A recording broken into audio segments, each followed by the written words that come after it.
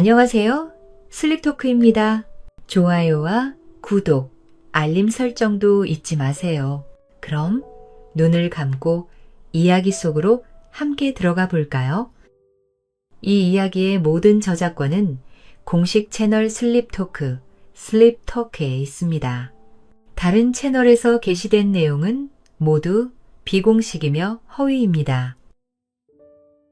바보, 나무꾼, 총각과 지혜로운 처녀, 옛날 옛적 어느 작은 마을에 일하기 싫어하는 마음만 빼면 세상에서 둘도 없는 착한 사내 만복이라는 사람이 살고 있었어요.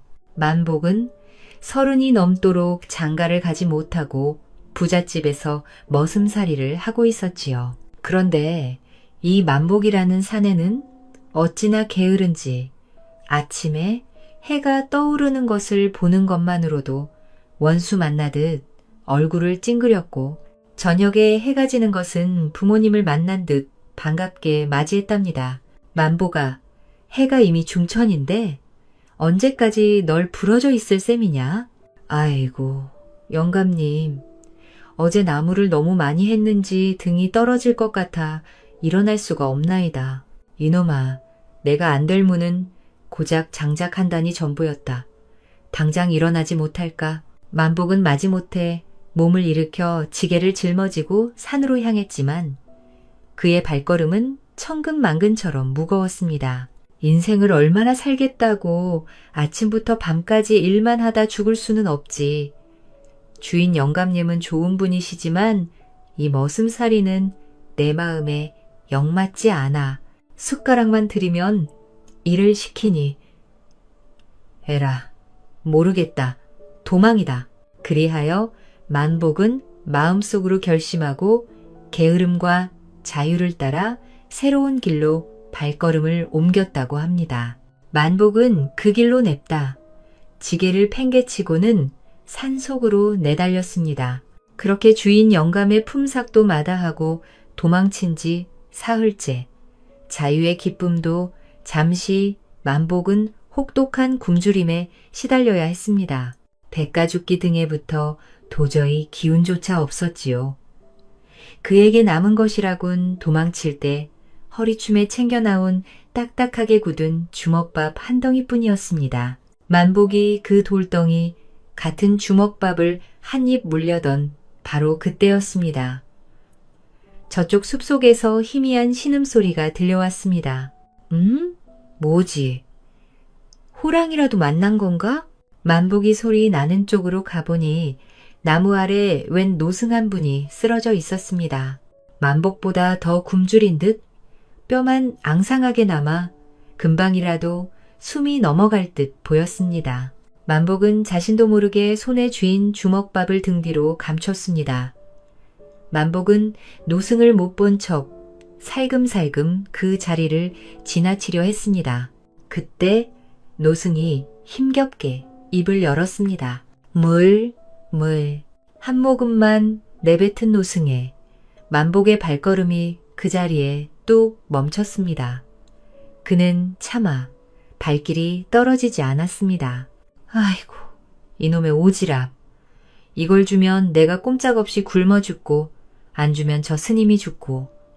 아이고, 그래도 사람이 둘 다 죽는 것보단 하나만 죽는 게 낫지. 나는 젊으니까 하루쯤 더 굶어도 괜찮을 게야. 만복은 한참을 망설이다 결국 자신이 아껴두었던 마지막 주먹밥을 노승에게 내밀었습니다. 스님, 이거라도 드시고 기운 차리십시오. 노승은 신을 뜨고 만복을 바라보더니 주먹밥을 받아 허겁지겁 먹었습니다. 그러자 신기한 일이 벌어졌습니다. 금방이라도 숨이 넘어갈 것 같던 노승이 언제 그랬냐는 듯 자리에서 벌떡 일어나더니 렁젓저렁한 목소리로 말했습니다. 허하, 일하기는 싫어하나 심성은 천하제일로 착하구나. 자네의 그 주먹밥이 내 목숨을 살렸네. 자네의 선행의 보답으로 이 족자를 주겠네. 노승은 품에서 낡아빠진 족자 하나를 꺼내 만복에게 건넸습니다. 이 족자를 펴고 쌀이라 외치면 하루치, 쌀이 옷이라 외치면 하루치 옷이 나올 것이네. 허나 명심하게 욕심부리지 말고 딱 하루만 칠세. 만복의 눈이 휘둥그레졌습니다. 노승은 그런 만복을 보며 목소리를 낮추어 엄하게 경고했습니다. 그리고 가장 중요한 것이 있네. 절대 무슨 일이 있어도 집이라는 말은 입에 담지 말게나. 그 말을 하는 순간 자네는 모든 것을 잃고 큰 화를 입을 것이야. 명심, 또 명심하게. 노승은 그 말만 남기고 호련히 사라졌습니다. 아니, 저 스님. 만복은 콜로 남아 낡은 족자를 내려다보았습니다. 만복은 반신반의하며 족자를 조심스럽게 폈습니다. 그리고는 침을 꼴깍 삼키고 외쳤습니다. 그러자 거짓말처럼 족자가 화한 빛을 내뿜더니 족자 그림 속에서 진짜 쌀 한 마리 와르르 굴러 떨어졌습니다. 이게 진짜네. 세상에. 옷도 내놔라. 이번에는 깨끗하고 따뜻한 무명옷 한 벌이 툭 떨어졌습니다.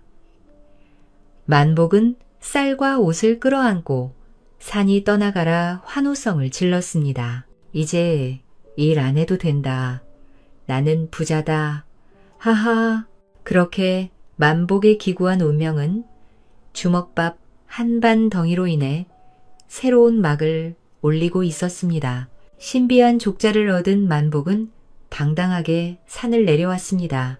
며칠 전만 해도 꾀죄 죄악이 짝이 없던 머슴 녀석이 어디서 났는지 깨끗한 무명 옷을 입고 굶주렸던 얼굴엔 기름기가 잘 자르니 마을 사람들이 그 모습을 보고 수근거리기 시작했습니다. 저거 만복이 아니요? 저 게으른 뱅이가 웬일로 저리 화해졌다? 글쎄 말일세. 주인 영감내서 도망칠 땐 빈털털이더니 어디 가서 도둑질이라도 크게 한 게 아닌가 몰라. 만복은 그런 소리를 들었지만 콧방귀만 낄 뿐이었습니다. 만복은 일은 하지 않고 매일 빈둥거렸습니다. 아침에 일어나 족자를 펴고 쌀을 외쳐 쌀밥을 짓고 옷을 외쳐 새 옷을 갈아입는 것이 그의 유일한 일이 되었지요. 그러던 어느 날 만복이 배를 두드리며 마을길을 산책하는데 억척스럽게 빨래를 하고 있는 한 처녀를 보게 되었습니다.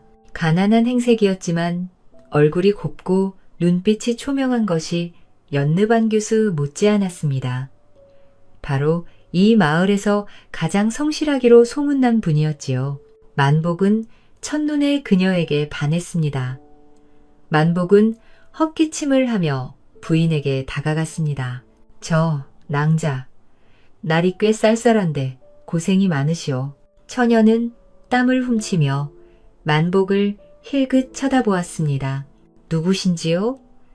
처음 뵙는 얼굴입니다만 헌데 행색을 보아하니 일어나지 않으시는 듯합니다. 만복은 뜨끔했지만 이내 어깨를 쓱하며 말했습니다. 허허, 나는 그저 유자적 떠도는 나그네라오. 분이는 일도 하지 않고 빈둥거리는 만복을 영 탐탁지 않게 여겼습니다. 하지만 만복은 그날부터 매일같이 분이 곁을 맴돌며 수작을 걸었지요. 비록 게으르긴 해도 심성이 나쁘지 않고 매일 쌀밥을 굶지 않는 그가 신기하기도 했습니다. 하루는 분인이 만복에게 단도직입적으로 물었습니다. 선비님이라 불러야 할지 모르겠으나 어찌 매일 새 옷에 쌀밥을 드시면서 하시는 일은 없으신지요? 이 마을에서 땀 흘리지 않고 밥 먹는 사람은 양반네들 뿐인데 선비님은 그런 것 같지도 않으시고요. 만복은 족자의 비밀을 말할 수 없어 그럴듯한 거짓말을 둘러댔습니다.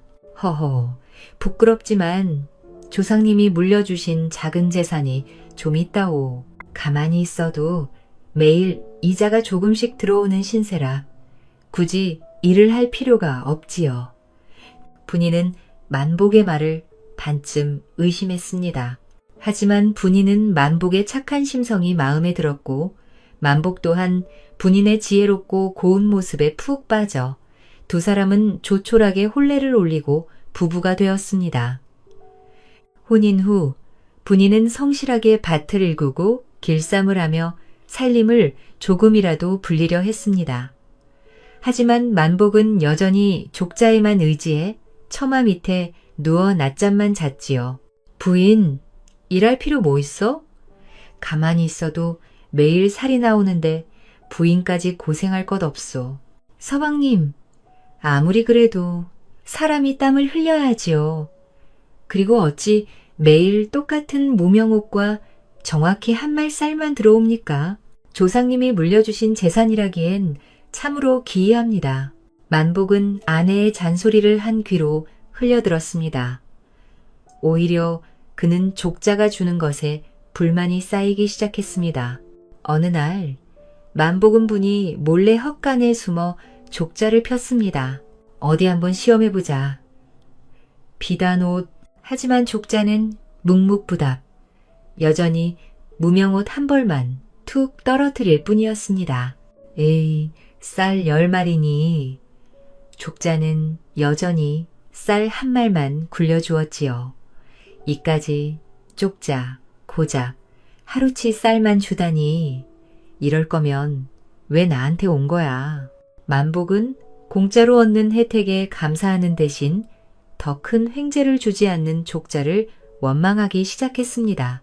그리고 바로 그때 그 모든 광경을 헛간 문틈으로 지켜보고 있는 이가 있었으니 바로 아내 분이었습니다. 그녀는 남편이 족자에 분노하는 모습을 보며 모든 진실을 깨달았습니다. 분인의 총명한 눈빛이 차갑게 빛나기 시작했습니다. 헛간 문틈으로 남편 만복이 족자를 붙들고 화를 내는 모습을 지켜본 분인의 얼굴은 차갑게 굳어버렸습니다. 남편이 매일 쌀과 옷을 가져오는 비밀이 조상님의 음덕이 아니라 저 신비한 족자 때문이었다는 것을 깨달은 것이지요. 지혜로운 분인은 그 길로 깊은 생각에 잠겼습니다. 남편을 다그쳐 족자를 빼앗자니 당장 게으른 남편이 일을 할 리 만무했습니다. 그렇다고 그냥 두자니 언젠가 더 큰 탐욕으로 화를 부를 것이 뻔했습니다.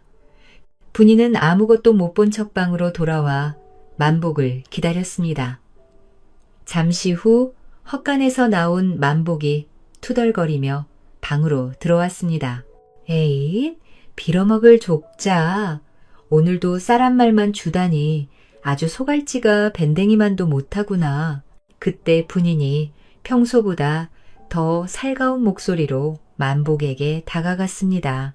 서방님, 헛간에서 뭘 그리 하십니까? 사르님이 받으셨는지요? 받았지. 받고 말고. 헌데 부인 무슨 좋은 일이라도 있어. 목소리가 꿀단지 같구나.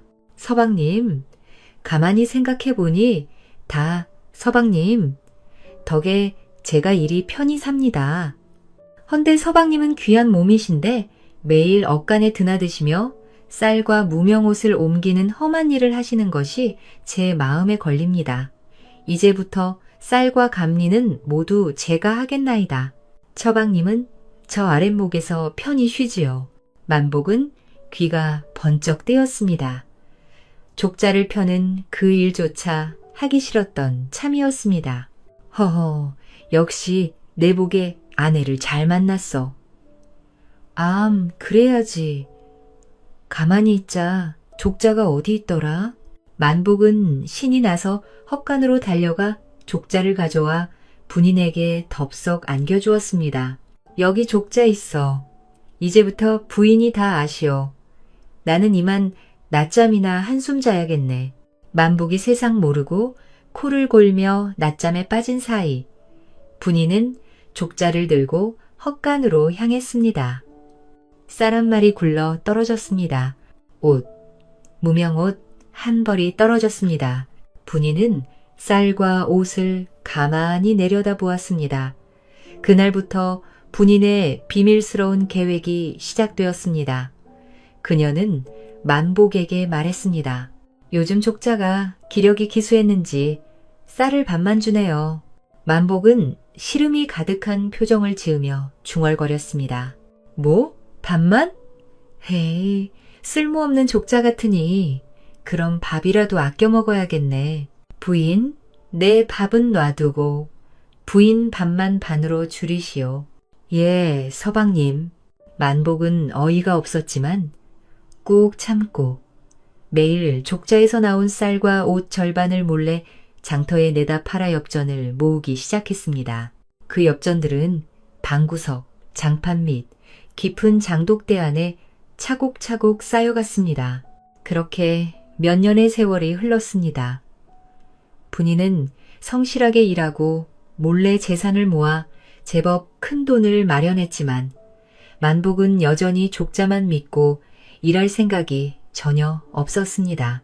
그러던 어느 지독하게 추운 겨울이 찾아왔습니다. 만복과 분인이 사는 초라한 오두막은 외풍이 심해 앉아만 있어도 입김이 절로 나왔습니다. 아이고 추워라. 젠장. 이놈의 족자는 솜이 부른 안주나 매일이까지 무명옷 조각이나 던져주고 말이야. 만복은 오디로 들떴으면서 바느질하는 아내 분인을 힐끗 보았습니다. 아내 역시 추위에 떨고 있는 것을 보자 만복은 미안함 대신 엉뚱한 과시욕이 솟아올랐습니다. 그 순간 만복의 머릿속에 노승의 엄한 경고가 스쳐 지나갔습니다. 절대 무슨 일이 있어도 집이라는 말은 입에 담지 말게나. 만복은 잠시 망설였지만 그의 탐욕은 이미 이성을 마비시킨 뒤였습니다. 아니야. 그건 분명 나를 시험한 걸 거야. 사일과 옷은 작은 시험이었고 집이야말로 노승이 숨겨둔 진짜 보상, 이깨다. 그래, 그 영감님이 날 시험한 거야. 내가 그걸 곁에 모르고 있었네. 만복은 자신이 잔꾀에 스스로 감탄하며 무릎을 쳤습니다. 마침 분위가 땔감이 떨어졌다며 밖으로 나갔습니다. 서방님, 땔감이 다 떨어져.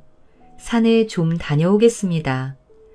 방이 식더라도 조금만 참고 계시지요. 조심히 다녀오시오. 천천히, 아주 천천히 다녀오시오. 분이가 산등성이 너머로 사라지는 것을 확인한 만복은 방문을 단단히 걸어 잠갔습니다. 그는 분이가 숨겨둔 장판 밑에서 족자를 꺼내 폈습니다. 좋았어. 드디어 나도 부자 용감 노릇 한번 해보자. 만복은 족자를 펴고 심호흡을 크게 했습니다.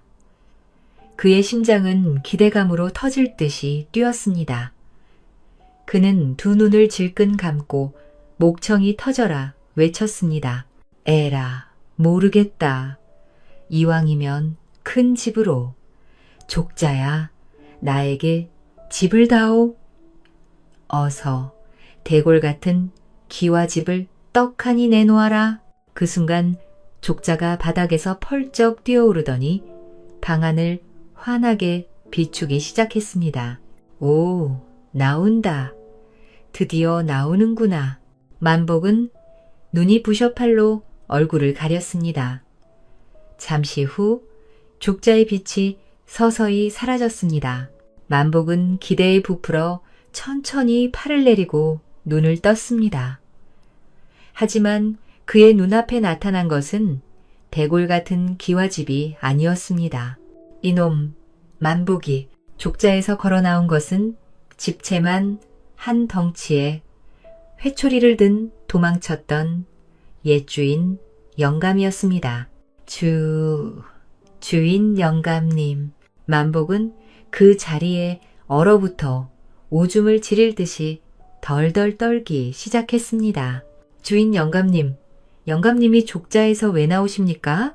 혹시 제가 꿈을 꾸는 건가요? 이놈 만복이 게으를 피울 곳이 없어서 내 놈의 아내 앞까지 도망쳐와 꾀를 부리고 있었구나. 당장 나를 따라가서 밀린 머움살이를 10배로 해야겠다. 주인 영감이 만복의 멱살을 쥐고 당장이라도 끌고 갈 듯이 호통을 쳤습니다. 만복은 바닥에 주저앉아 싹 빌기 시작했습니다. 영감님, 잘못했습니다. 소인이 다리가 아파서 잠시 쉬고 있었을 뿐입니다요. 절대 도망친 게 아닙니다. 이놈이 아직도 거짓을 구하는구나. 내 놈이 족자를 펴고 집을 외치지 않았더냐? 내 놈의 그 게으른 버릇을 오늘 뿌리 뽑아주마. 주인 영감이 회초리를 높이 쳐들던 바로 그때 방문이 쾅 하고 열렸습니다. 서방님, 이게 무슨 소란이십니까? 땔감을 구하러 갔던 분이가 돌아온 것이었습니다. 그런데 분이의 곁에는 뜻밖에도 만복에게 족자를 주었던 바로 그 노승이 함께 있었습니다. 만복은 눈이 휘둥그레졌습니다. 부인, 스님, 잘 오셨소. 이 영감이대. 아니, 족자에서 피어나온 귀신이 나를 잡아가려 하오. 어서 스님이 도력으로 이 귀신을 물리쳐 주시오. 만복이 말을 마치자 주인 영감이 기가 막힌다는 듯 허수음을 터뜨렸습니다. 허허, 귀신이라? 이놈이 나를 귀신 취급하는구나. 노승 또한 한심하다는 듯 혀를 찌르듯 차며 말했습니다.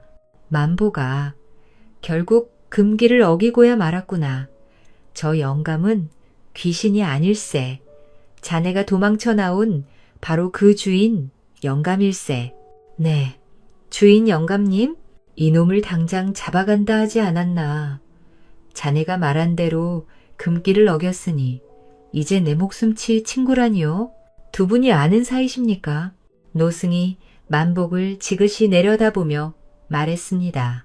이 영감은 내 오랜 신에 자네의 게으른 버릇을 고쳐주고자 우리가 함께 시험이었거늘 자네가 주먹밥을 내어주던 그 선한 마음으로 성실히 살길 바랐건만 자네는 족자의 요행에만 빠져 그 본심을 잃고 말았네. 만복은 그제야 모든 것을 깨닫고 망연자실했습니다. 그럼 족자는? 쌀과 옷은? 그 쌀과 옷이 다 어디서 났겠느냐. 다 이 영감의 참고에 나간 것이야. 노승이 신통력을 부려 자네에게 보내준 척 했을 뿐이지. 집이라는 말은 모든 것을 밝히고 자네를 다시 잡아오기로 한 우리 둘만의 암호였던 것입니다. 만복은 하늘이 무너지는 듯 했습니다. 자신이 믿었던 모든 것이 한순간에 거짓이 되어버린 것입니다. 이제 다 알았겠지. 자네는 유행으로 얻은 쌀과 옷을 모두 빚지로 갚아야 하네. 넌 이제 다시 내 마음이야. 아니, 빚을 갚으려면 평생 머음살리를 해도 모자를 개다. 당장 나를 따라가자. 주인 영감이 만복의 팔을 거치게 잡아 끌었습니다. 만복은 절망하여 바닥에 주저앉은 채 아무런 저항도 하지 못했습니다. 바로 그때 그 모든 것을 덤덤히 지켜보던 아내가 두 사람 앞을 막아섰습니다. 영감님, 잠시만 기다려 주십시오. 자네는 이 바보놈의 아내인가? 미안하게 됐지만 이놈은 나에게 큰 빚을 졌네. 당장 끌고 가야겠으니 비키시게. 서방님, 죄는 마땅히 벌을 받아야 하나 그 벌을 저희가 다른 방식으로 갚게 해주십시오. 영감님께서는 장사치보다 더 한샘을 하셨으니 쌀과 옷 대신 돈으로 받아도 괜찮으시겠지요? 돈? 이놈에게 갚을 돈이 어디 있단 말인가? 분이는 두 영감의 만류에도 아랑곳하지 않고 방구석 장판 밑을 뜯어내고 깊은 장독대를 열었습니다. 그곳에는 엽전이 가득 담긴 돈 주머니 3개가 숨겨져 있었습니다. 만복과 주인, 영감, 노승의 눈이 휘둥그레졌습니다. 서방님은 게을렀으나 저는 게으르지 않았습니다. 서방님이 족자에서 꺼낸 쌀과 옷은 저는 딱 하루치만 쓰고 나머지는 모두 장터에 내다 팔아 이만큼의 진짜 재산을 모았습니다. 이 족자가 없어도 저희는 이미 살아갈 방도를 마련했던 것입니다. 이것으로 서방님의 쌀값과 옷값을 치겠습니다. 부디 저희가 스스로 일어설 기회를 주십시오. 주인 영감과 노승은 분이의 지혜와 성실함에 크게 감탄하여 입을 다물지 못했습니다. 만복은 자신과는 너무도 다른 아내의 모습에 고개조차 들지 못하고 그저 멍하니 돈 주머니만 바라볼 뿐이었습니다. 주인 영감과 노승은 분이가 내놓은 돈 주머니 3개를 보고 감탄하여 입을 다물지 못했습니다. 엽전이 가득 담긴 주머니는 분이의 성실함으로 묵직했지요. 잠시 방 안에 무거운 침묵이 흘렀습니다. 가장 먼저 입으려 한 것은 주인 영감이었습니다. 허허허허, 만복이 놈. 자네는 천하바보여 등신인 줄 알았더니 천하제일의 복덩이를 아내로 맞았구먼. 나무아미탑을 땀을 흘려 얻은 엽전 한 푼이 유행으로 얻은 쌀 1000가니보다 무거운 법이지. 분이보살의 지혜가 이 늙은이와 영감님의 계략보다 낫군. 주인 영감은 만복을 묶으려던 손을 거두고 분이가 내민 돈주머니를 정중하게 밀어냈습니다. 내 돈은 필요 없네. 자네 아내의 그 지혜와 성실함을 보니 내 쌀과 옷이 헛되이 쓰이지 않았음을 알겠구먼. 그 돈은 자네 부부가 살아갈 미천으로 삼게. 대신 조건이네. 예, 조건이라니요? 만복이 자네 다시는 내 족자에서 튀어나오는 일 없도록 단단히 일하게. 그리고 2번 다신 게으른 짓하지 말고 아내 말 잘 듣게. 만복은 그제야 모든 긴장이 풀렸는지 바닥에 엎드려 엉엉 울기 시작했습니다. 하지만 그는 주인 영감이나 노승을 보지 않았습니다. 그는 아내분을 향해 기어가 엎드렸습니다. 부인? 여보, 내가 정말 잘못했소. 만복은 진심으로 뉘우치며 말을 이었습니다. 나는 족자에서 나오는 쌀만 공짜인 줄 알았는데 그 쌀을 팔아 돈을 만들고 이 추운 날 밭을 가른 것은 다 당신이었구려. 내가 쌀이 아니라 당신이 땀을 팔아먹은 놈이요. 이 게으른 놈을, 이 바보 같은 놈을 부디 용서해 주시오. 만복이 아내의 거칠어진 손을 붙잡고 통곡하자 부인은 그런 만복을 말없이 일으켜 세웠습니다. 서방님, 족자가 아니라 서방님의 그 착한 심성 하나 보고 부부가 되었습니다. 이제라도 땀의 가치를 아셨으니 우린 굶지 않습니다. 만복은 눈물을 닦고 일어났습니다. 그리고 방 안구석에 떨어져 있던 족자를 집어들며 노승에게 정중하게 돌려주었습니다. 스님, 영감님, 이 족자는 이제 제게 필요 없습니다. 부디 거두어 주십시오. 땀을 흘려 얻는 기쁨을 이제야 알았습니다. 노승은 만복의 손에서 족자를 받아들며 환하게 웃었습니다. 허허, 이제야 족자의 진짜 쓰임이 끝났구나. 만복의 자네는 족자보다 더 귀한 보물을 이미 곁에 두었으니 우리는 이만 가보겠네. 노승과 주인 영감은 만복 부부의 앞날을 축복하며 웃으며 떠났습니다. 그날 이후 만복은 완전히 다른 사람이 되었습니다. 그는 족자가 사라진 것을 조금도 아쉬워하지 않았습니다. 아내분과 함께 새벽같이 일어나 밭을 갈고 틈틈이 집신을 엮어 장터에 내다 팔았습니다. 부인, 오늘은 집신이 5켤레나 팔렸소. 어서 이리 와보시오. 저녁에 고기 반찬 삭갑시다. 어머, 서방님, 장사수완이 저보다 나으시네요. 비록 족자는 사라졌지만 두 사람은 성실한 노력으로 그 어떤 신비한 족자보다 더 큰 재산을 모았습니다. 만복과 부인은 아들, 딸을 낳고 백년 해로하며 마을에서 가장 성실하고 금실 좋은 부부로 오래오래 행복하게 살았다고 합니다. 이 이야기에서 우리는 게으름과 탐욕이 얼마나 사람을 망가뜨릴 수 있는지, 그리고 성실함과 지혜가 얼마나 큰 힘을 발휘하는지를 분명히 볼 수 있습니다. 만복은 처음에는 게으르고 족자라는 요행에만 의지했지만 결국 아내 분인의 성실함과 지혜 덕분에 자신의 잘못을 깨닫고 진정한 삶의 가치를 배우게 됩니다. 이처럼 사람은 겉으로 드러난 편리함이나 쉽게 얻는 것에만 의지하기보다는 노력과 땀으로 얻는 기쁨과 책임을 소중히 여겨야 합니다. 또한 탐욕과 게으름은 결국 자신과 주변 사람에게 고통을 가져오지만 착한 마음과 성실한 행동은 반드시 보답을 받는다는 점을 상기시켜 줍니다. 우리는 만복의 변화를 통해 착한 마음과 지혜로운 행동이 진정한 행복과 존경을 가져온다는 교훈을 얻을 수 있습니다.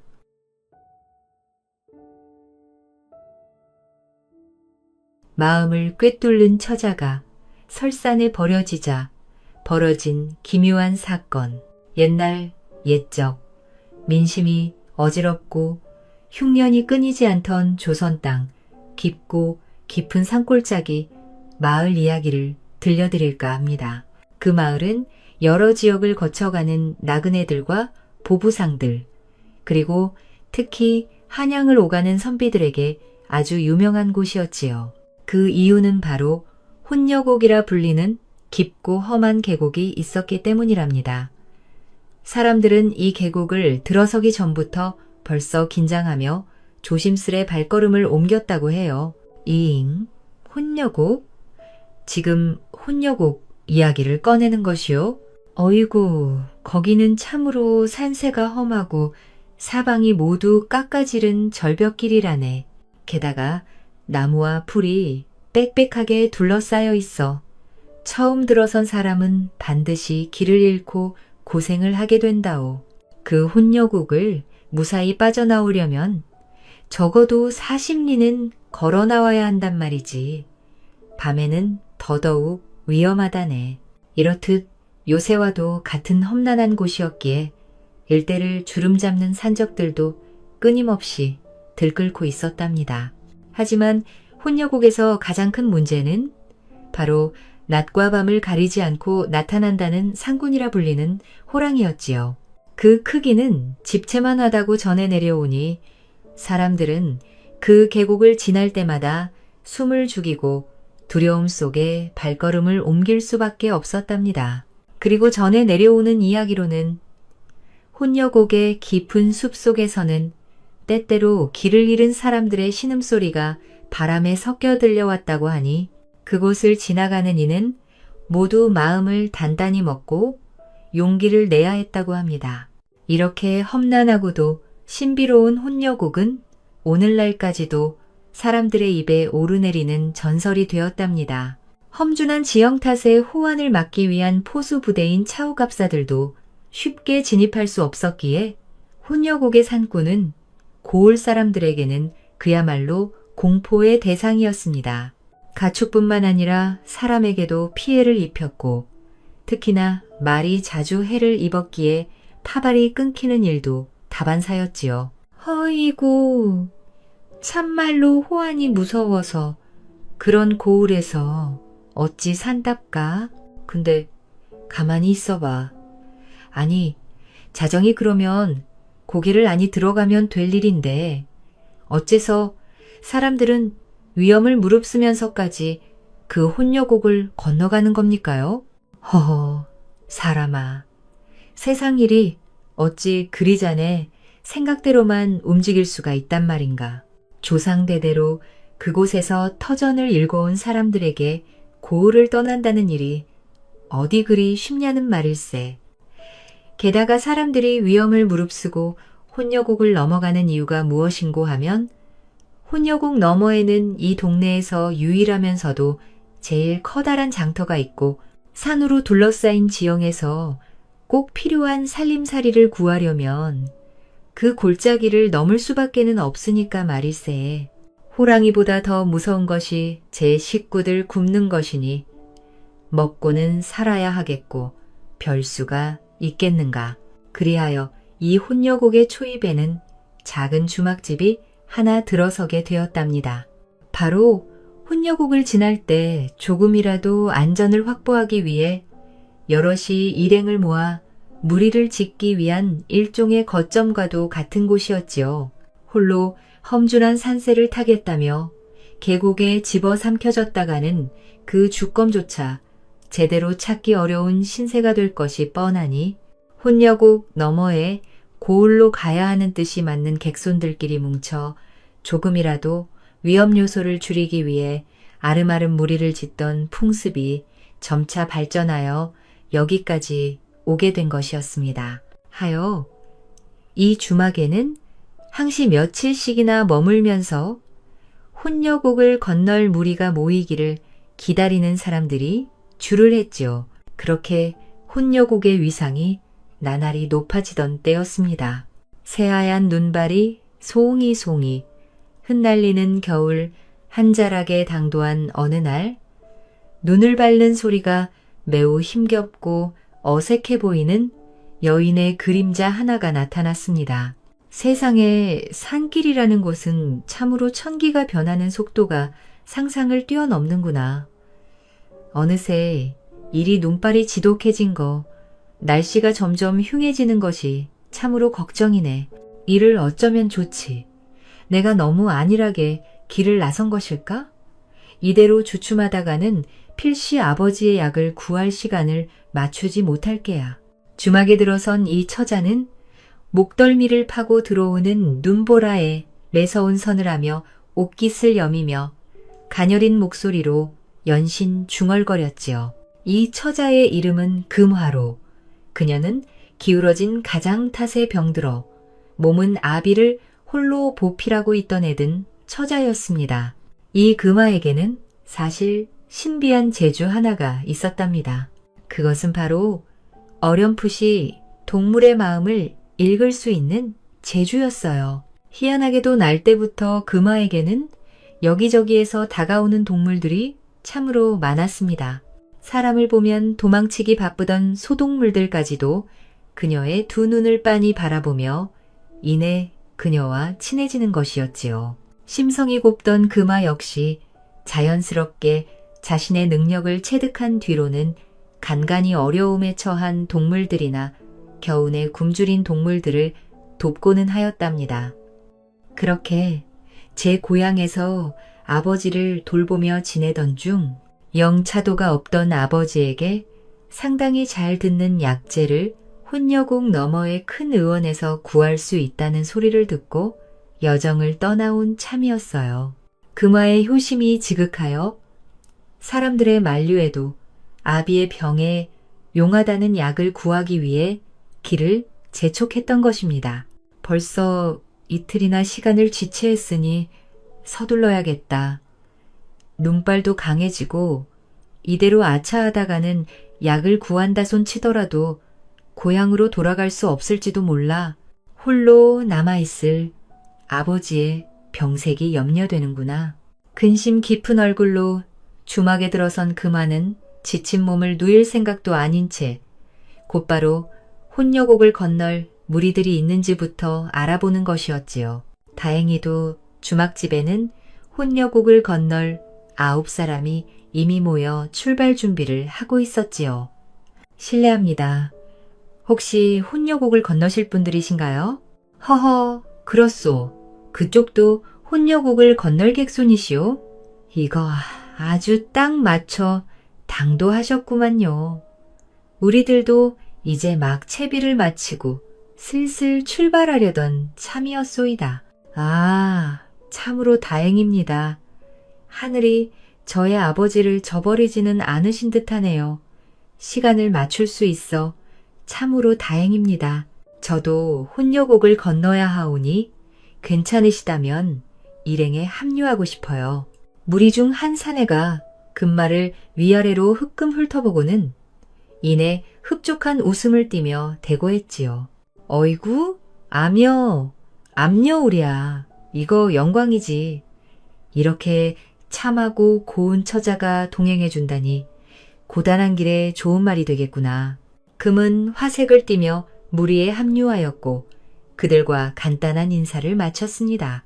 소금 장수며 보부상이며 대장터로 향할 상인들이 대부분이었던 그들은 건장하고 다부진 남자들로 이루어진 무리였습니다. 산전수전 다 겪은 것 같은 박력을 풍기는 그들의 모습에 초행길의 여행을 내내 걱정하고 있던 금화는 내심 안도할 수 있었습니다. 이 얼마나 다행이란 말이야. 저토록 건장한 사내들과 일행을 꾸린다면 큰 무리 없이 혼녀곡을 건널 수 있겠구나. 그간 집안에서 병든 아비를 보필하기만 하느라 세상사에 조금은 어두웠던 그녀의 이 순진한 생각이 부에 어떤 결과를 초래하게 되는지 미처 알지 못했던 그녀였지요. 자, 그럼 이제 슬슬 출발토록 하시지요. 이 정도 머릿수의 일행이면 충분할 것 같습니다요. 굳은 날씨가 조금 걸리긴 하지만 여기 있는 모든 분들이 매번 다녔던 길이기도 하고 다들 산전수전 다 겪은 노련한 산길이니 괜찮겠지요. 게다가 우리는 이미 무리를 짓기 위해 주막에서 생각보다 많은 시간을 허비하였으니 이제 길을 재촉하도록 하시자고요. 여러분들의 꽁무니만 쫓을 수 있도록 잘 부탁드리겠습니다. 짐이 되지 않도록 열심히 따라 붙겠습니다. 그렇게 사내들이 일사불란하게 혼녀곡을 향해 주막을 나섰고 금화도 그들의 꽁무니를 쫓기 위해 막 주막을 빠져나오던 순간이었어요. 누군가 뒤에서 잡아당기는 느낌이 든 금화가 고개를 돌려보니 겨울 황새 한 마리가 제 부리로 금화의 치맛자락을 붙들고 늘어지는 것이었지요. 어머, 황새잖아. 겨울을 나려 얘까지 날아온 개로구나. 왜? 무슨 일이니? 평소에도 동물들이 자신에게 다가오는 일이 비일비재했던 그녀는 황새에게 친근하게 말을 건넸습니다. 헌데 이상했습니다. 금화가 발걸음을 옮기려 할 때마다 황새는 마치 가면 안 된다는 듯한 느낌으로 그녀의 앞을 막아서는 것이었지요. 예, 좀 봐. 미안하지만 나는 지금 급히 저들을 따라 나서야 한단다. 허니, 방해하지 말고 비켜줘. 그럼에도 황새는 뭔가를 이야기하려는 듯 계속해서 그 말을 방해하는 것이었지요. 평소대로라면 찬이 황새와 눈을 맞춰 그 이야기를 들어보았겠으나 일행들이 멀찌감치 사라지고 있던 통에 금화는 마음이 급했답니다. 미안하구나. 나중에 다시 만나서 이야기하자. 조심해서 가렴. 그리하여 황급히 금화는 일행들이 있는 곳으로 뛰어가 버렸고 황새는 그녀의 뒷모습을 뚫어지게 바라보며 안타까움이 가득한 날개짓을 세차게 하는 것이었지요. 하지만 어느새 일행과 금화의 모습은 혼녀곡으로 향하는 초입 너머로 사라져 버렸답니다. 조심하시오. 땅이 얼어 까딱하면 절벽으로 곤두박질 당할 것이요. 이것이 대체 무슨 일이래? 그래, 오늘따라 혼녀곡 산세가 유독 험하군. 다들 정신 꽉 차리고 따라붙으시게. 일행이 길을 나선 지 한참일 어느 시각 절벽에 딱 붙어 꽁꽁 닦을 조심조심 짚어가며 발걸음을 옮기던 일행들은 점점 굵어지는 눈발에 걱정거리가 쌓여가고 있었습니다. 이유인즉 바로 여정을 출발할 때만 하더라도 간과하고 있던 한 가지 사실 때문이었지요. 그것은 바로 일행 중 유일한 여자였던 금화와 진행을 맞추느라 좀처럼 여정의 속도가 붙지 않았던 것이었습니다. 나 이거야 원. 참말로 이런 경우가 다 있나. 그래, 아무래도 이거 생각을 단단히 잘못한 듯 싶구먼. 이러다간 이 엄동설 안에 야숙이라도 해야 할 판이오. 사내들은 내심불만 가득한 목소리를 내며 한참 뒤처져 따라오는 그 말을 흘겨보았습니다. 주막에서 출발할 때만 하더라도 금화의 미모에 음심을 품으며 선뜻 그녀를 받아주던 자들이 막상 그녀가 생각 이상으로 설산을 넘는 것을 힘들어하자 자신들의 발목을 붙잡는 골칫거리임을 깨닫고 짜증을 내는 모양새였어요. 참으로 미안합니다. 길이 고되어 일행 여러분들께 짐만 되네요. 이거 설사 능단이 생판 처음이었으면 출발하기 전에 미리 말을 하셨어야지. 조심자를 데리고 이 굳은 날. 무슨 고생이었을 그래. 넘기가 그리 쉬울 줄 아셨어? 얼굴이 반반하여 여정길에 흥이나도 있으려니 했는데 이거 영 아니올 시다로구먼. 금화는 꽁꽁 언다리를 주물러가며 열심히 발을 놀리고 있었지만 삼시세끼 험한 길 다니는데 익숙한 장사꾼 사내들을 따라잡기란 여간 힘든 것이 아니었습니다. 생력을 피해주지 않으려 이를 악물고 몸을 추스렸지만 난생 처음 넘어보는 그것도 이리 험준한 고개를 넘는 일은 금화에게 체력적으로 굉장한 부담을 주는 일이었지요. 앞을 구분하기 어려울 정도로 거세진 눈발이 금화의 눈을 어지럽히며 괴롭히고 있었습니다. 나 때문에 이들의 발걸음을 지체하면 아니 될 일인데 몸이 고되더라도 여기서 홀로 늦장 부릴 수는 없구나. 조금만 더 힘을 내자. 금화는 서슬퍼런 사내들의 기세에 주눅이 들었지만 약을 기다리며 혼자 있을 아버지를 떠올리면 절대로 여기에서 포기할 수는 없었답니다. 험준한 산세와 얼어버린 얼음판, 게다가 굵어지는 눈보라. 일행들은 점차 말수가 없어져 묵묵히 걸음만을 옮기고 있었습니다. 먹장인 하늘에선 점점 폭설이 퍼붓기 시작했고 이미 쌓였던 눈도 채 녹지도 않은 터라 삽시간에 허리춤까지 눈밭에 파묻히는 통에 일행들은 거북이 걸음의 모양새가 되었습니다. 눈발이 점점 거세지는 것이 이대로는 경을 치겠구먼. 이신미는 조이 넘어왔어야 정상일진데 아직도 이곳이라니 말이오. 그러게나 말이오. 이러다가 꼼짝없이 우리들 모두가 아니 저것 좀 보시오. 저기에 뭔가 있어이다. 이곳을 지나다니는 신마이들이 꾸려놓은 대표 갓소. 이리저리 눈을 헤치며 나아가던 그들은 허름한 동굴을 발견하고 즉시 그쪽으로 향했습니다. 그렇게 부랴부랴 동굴 속 대피호에 당도하게 된 일행들이 한숨을 돌리면서 들어섰습니다. 10명이 겨우 눈만 피할 수 있는 엉성하기 짝이 없는 동굴이었지만 이미 지쳐버린 그들에게는 좋은 휴식터로 안성맞춤이었어요. 동굴 속에 들어가 모닥불을 지핀 후 일행끼리 삥 둘러 앉자마자 바깥은 어느새 야음이 짙게 깔려 한 치 앞도 보이지 않을 정도로 어두컴컴해지고 말았지요. 그 일이요. 평소에 반도 채우지 못한 기분이구먼. 이대로 섰다가는 꼼짝없이 눈발에 파묻힐 기세인디. 이래서야 어디 제 시간에 혼여곡을 다 넘을 수 있을지. 글쎄, 왜 아니겠나? 오늘은 불청객이 끼는 통에 영친도를 빼기가 어렵네 그려. 일행 중 하나가 금화를 넌지시 바라보며 불만 섞인 목소리를 뱉자 풀이 잔뜩 죽은 금은 고개를 숙이고 모닥불만 바라보고 있었습니다. 지친 사내들은 분위기를 점점 험악하게 만들고 있었고 자신 때문에 일행의 여정 속도가 붙지 않는 것은 명백한 사실이었기에 그녀는 못내 미안한 마음에 그저 죄인이 된 듯 고개를 푹 숙일 뿐이었답니다. 감각이 없어지기 직전에 발을 녹이려 모닥불 쪽으로 발을 슬며시 내밀려는 찰나 대뜸 속음 장수가 그 말을 밀치며 투명스레 말했습니다. 걷어모 나도 불 좀 잽시다. 혼자서 복방이라도 잡아뒀어? 오지게도 느려 터진 걸음으로 일행들 발목을 붙잡더니만 따뜻한 불맛은 그리 새고 싶으시오? 예?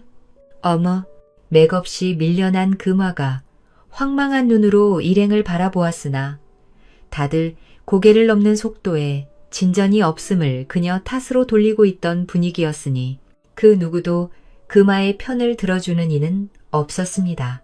거듭거듭 사과를 드리겠어요. 내 참으로 미안합니다. 일찍이 이런 험준한 곳을 홀로 나서 본 적이 드물어서 금은 내심 야속했지만 별 도리가 없었지요. 이들이 없었다면 혼자서는 훈여곡을 넘을 엄두도 내지 못했을 테니까요. 그녀는 모닥불에서 몸을 비켜 한쪽에 웅크리고 말았습니다. 그나저나 대단히 큰 일이요. 이러다 혹 상군이라도 만나면 돈 없이 당하게 생겼으니 말이요. 끼!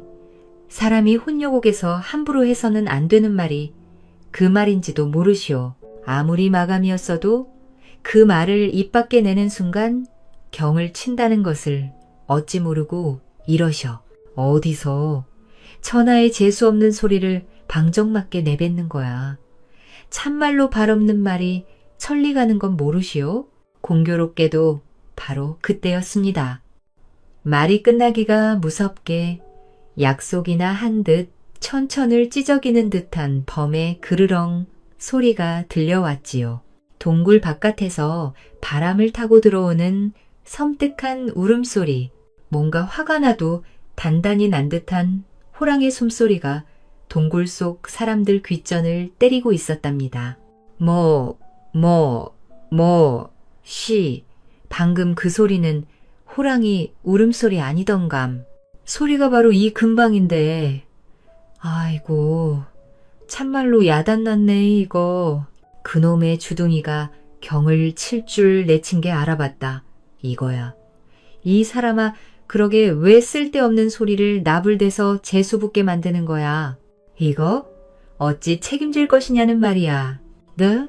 일행들이 사시나무 떨듯 경련하며 얼어붙어 있는 사이 금화가 일어나 대표 밖을 향해 빼꼼히 고개를 내밀었습니다. 과연 대표 바로 금방 바위 틈에서 그 덩치가 가위 기와집만한 커다란 호랑이 한 마리가 앞발을 쓸며 어슬렁거리고 있지 않겠어요. 에그머니야. 나 몰라. 어쩜 좋아? 진짜로 상구님이 내려왔어요. 깜짝 놀란 금화가 엉덩아를 찌으며 물러나자 일행들은 그야말로 바지에 오줌까지 지리면서 이젠 끝장이라며 덜덜 떨기 시작했지요. 다 사람 살려.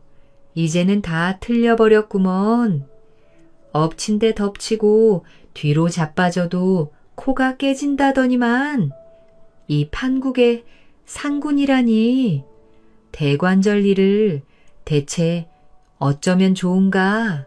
그들이 법석을 떨고 있는 와중에도 호랑의 거친 울음소리는 점점 더 대피와 가깝게 들려왔고 호랑이의 울음소리로 동굴 속은 마치 지진이라도 난 듯 덜컹덜컹 울리고 있었습니다. 아비규환이 따로 없는 혼돈의 도가니였지요. 그렇게 서로를 부둥켜 안고 공포에 질려가는 사이 호랑이의 숨소리가 동굴의 한 치역까지 들리게 되자 사내 중 하나가 기어 들어가는 목소리로 입을 열었습니다. 이대로는 모두가 꼼짝없이 죽은 목숨이요. 돌찬이 안 된 일이긴 하지만 우리 중 하나가 대표로 제물이 되어 상구님의 노여움을 푸는 수밖엔 없어. 제물 말이요? 아니, 근데 그것을 어찌 정하는감. 안 된 이야기지만 우리 중 가장 가치가 낮은 사람을 고르는 것이 타당하지 않겠소? 우선 나는 산세를 읽을 줄 아는 길잡이니 아니 되고 당신은 하늘의 별을 볼 줄 아는 재주가 있으니 또 아니 될 것이요.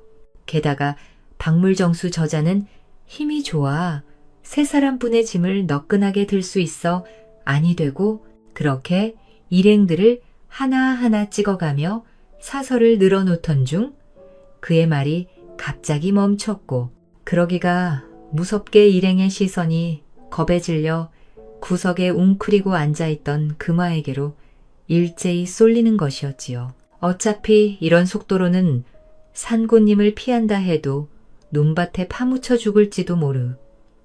나 역시 이런 말은 꺼내고 싶지 않지만 살은 살아야 하지 않겠냐는 말이요. 우리 모두 냉정하게 생각해 보아야 할 문제라 이 말씀이요. 혹여나 이곳에서 살아나게 된다 하더라도 바깥에 눈발을 좀 보시오. 이 처자의 걸음걸이에 맞춰 벗어날 수 있을 것이야. 장담할 수 있는 사람 누가 있냐 이거요. 이 초자와 계속 동의하다가는 우리 모두 죽을 목숨이라 이 말이요. 모두가 차마 입 밖으로 내지 못한 말이었으나 별 수 없었지요. 제 목숨이 아까운 것은 건강한 산내라도 매한가지였습니다. 결국 다른 사내도 그 말에 거들며 대답했습니다. 별 수 없구만. 이보시게 우리를 용서하시게. 예? 그럴 수가. 잠시만요. 참으로 너무들 하십니다. 어찌 저를 제물로 바친다는 말씀이신가요? 멀쩡히 살아있는 자를 어찌 상군에게 던져준다는 것입니까? 안 돼요. 제발 살려주셔요. 여기서 이미 허망하게 죽을 수는 없습니다. 제겐 사정이 있어요. 홀로 병석에 누워있는 아버님을 위해 약을 사러 가는 길이었어요. 제가 돌아가지 않으면 저희 아버님은 생사를 장담할 수 없는 형편입니다. 제가 열심히 따라 붙을게요. 제발 저를 내보내지 말아주셔요. 사정은 딱하네만 우리도 어쩔 수가 없구먼. 그래, 참으로 미안하네. 금화가 간절한 목소리로 애걸복걸 빌어보았으나 이미 일행들은 혼여곡을 넘는 여정에 걸리적거리던 금화를 제물로 던져주기로 암묵적인 만장일치를 낸 상태였습니다. 자신의 목숨이 위태로운 상황에서 일행 중 그 누구도 그녀를 위해 발벗고 나서 주는 사람이 없었습니다. 결국 그녀는 일행들에게 단단히 붙들려 내던쳐지듯 대피호 밖으로 나굴게 되었어요. 대피호 밖으로 던져진 금화가 새파랗게 질린 채 비명을 지르며 고개를 들자 대번에 호랑이와 눈이 마주치고 말았습니다. 의상해나. 실제로 눈앞에서 목도한 호랑이는 그 덩치가 산만큼이나 거대하여 육중하기가 이루 말할 수가 없었답니다. 제2.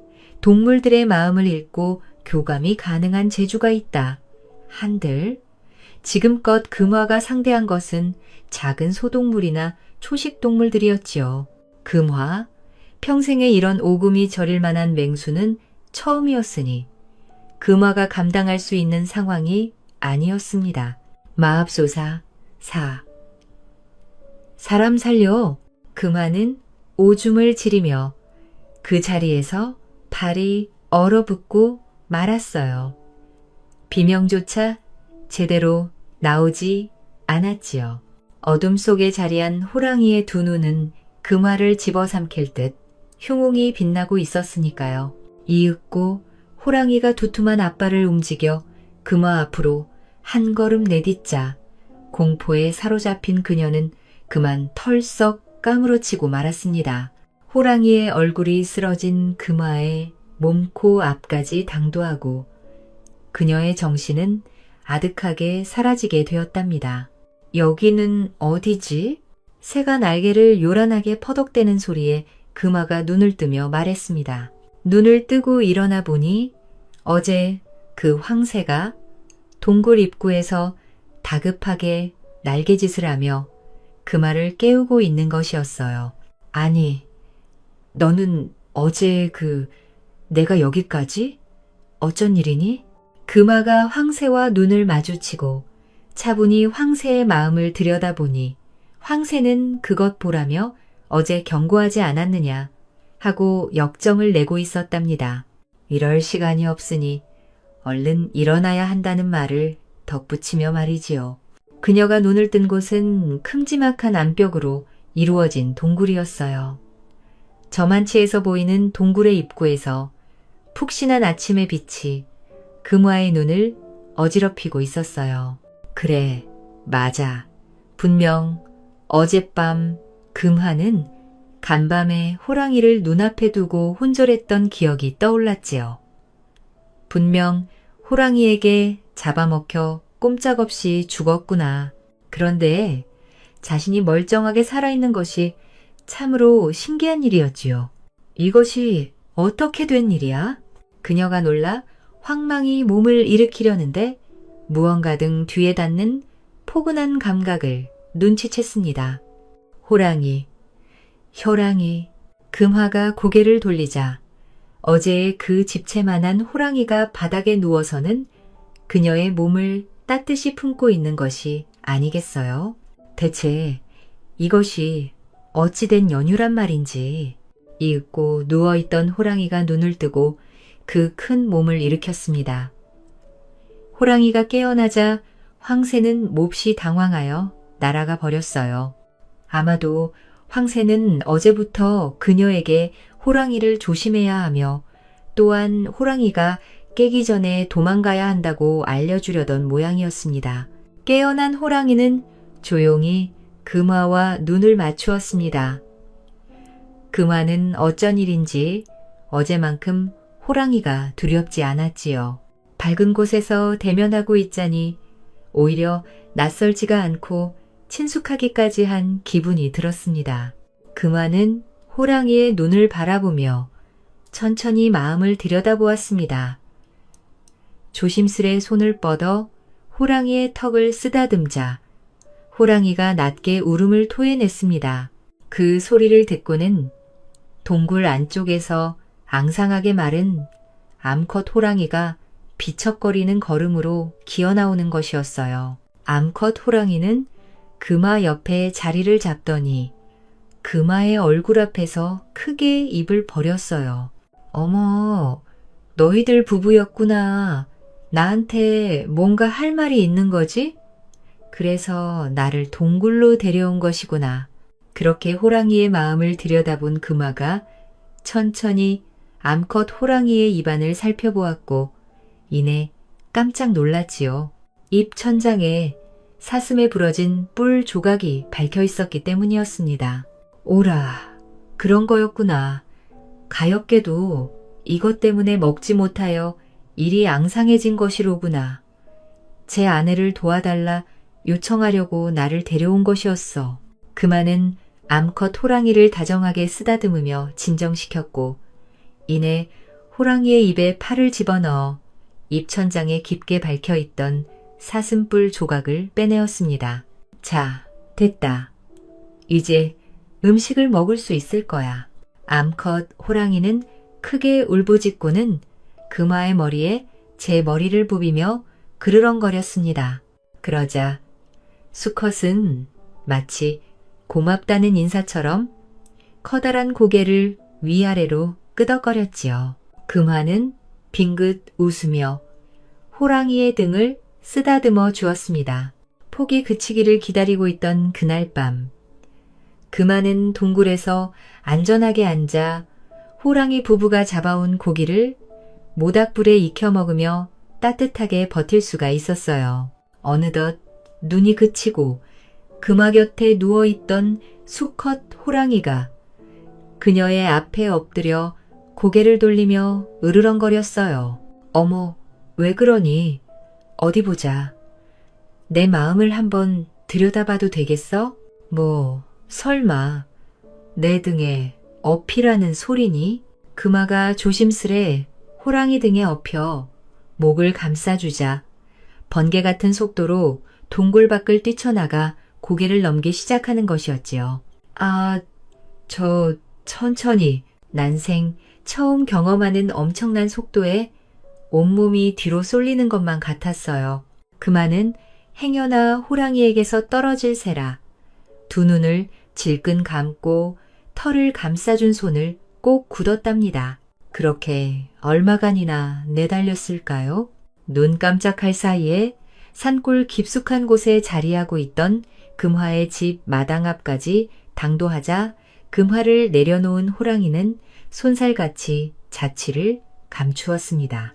그 움직임이 어찌나 정광석화를 닮았던지 멍한 표정으로 호랑이가 사라진 쪽을 물끄러미 쳐다보던 금화가 입을 열었습니다. 참으로 신통방통한 일이 아닐 수 없구나. 그간 토끼나 다람쥐, 사슴이나 족제비들의 마음을 들여다본 일은 있지만 저리도 태산같이 큼지막한 호랑이의 마음을 들여다본 것은 처음이야. 게다가 사람을 잡아먹는 짐승이 나를 이리 돌봐줄 줄이야. 비록 혼여곡을 넘어 약을 사오지 못했지만 덕분에 엄동설 안에 얼어 죽지 않고 몸을 보존할 수 있었어. 금화는 한숨을 쉬며 놀란 가슴을 쓸어내렸습니다. 그때 호랑이가 사라졌던 수풀이 바스락거리며 갈라지더니 방금 전 그 호랑이가 다시 모습을 드러내는 것이 아니겠어요? 금화가 놀라 다가가자 호랑이는 금화의 발밑으로 육중한 무언가를 툭 떨어뜨리고는 다시 그 모습을 감추었습니다. 그것은 다름 아닌 참으로 귀하디 귀한 사양이었답니다.